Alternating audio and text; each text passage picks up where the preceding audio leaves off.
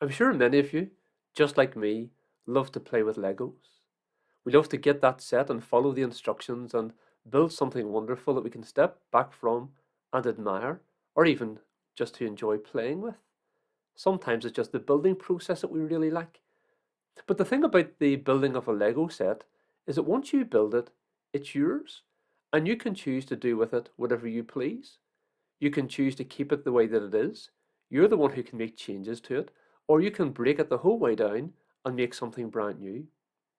But if you were to build up that big Lego set, takes you days maybe to complete, if somebody else came along and if they were to dismantle it or to break it down, you would have the right to be angry and to be annoyed because you're the owner of the set and the other person has no right to come along and interfere with it.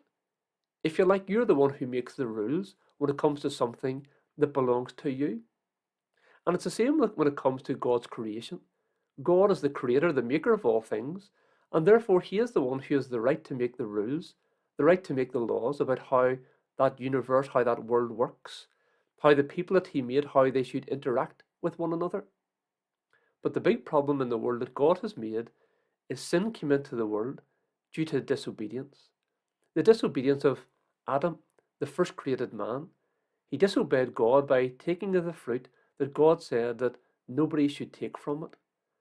And whenever he disobeyed God, sin came into the world. And this darkness, this dark page, it reminds me of the problem of sin. Because Adam disobeyed so long ago, the Bible tells us that everybody else who has ever been born, they also have been born with this problem. Romans chapter 3 and verse 23 says, "For all have sinned and come short of the glory of God."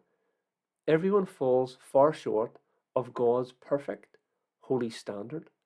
We fall short of his glory. How do we know? Well, we can see the examples of it through God's 10 commandments. God gave us those rules, rules which show how sinful people are, that they do break God's rules all the time because of their sinful nature. They can't control it, they can't stop it. People sin because they are sinners. For instance, God tells us in one of his commandments, number 5, that we should honor our father and our mother. We should honor our parents. But aren't there times whenever you're disobedient and you don't do what you're asked to do? You do something wrong and it dishonors the family name. It doesn't bring honor to God. It doesn't bring honor to your family. You break the 5th commandment through disobedience.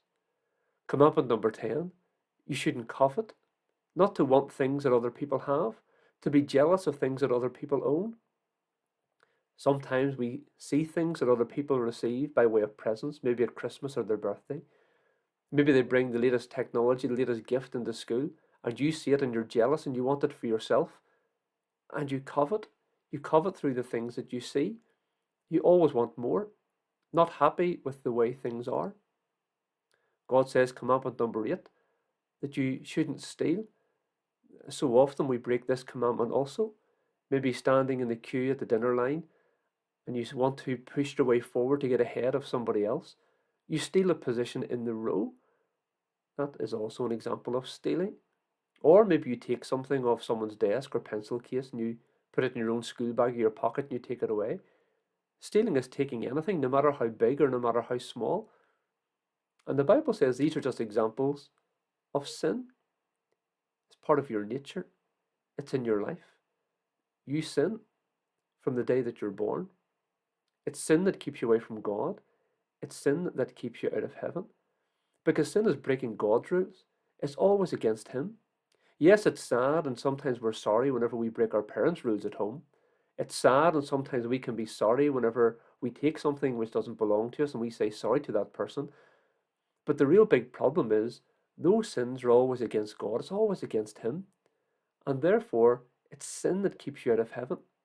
It can't be where God is, because his home is holy and pure and perfect. And if sin was to get into heaven, heaven no longer would be a perfect place. It would just be like here on planet Earth.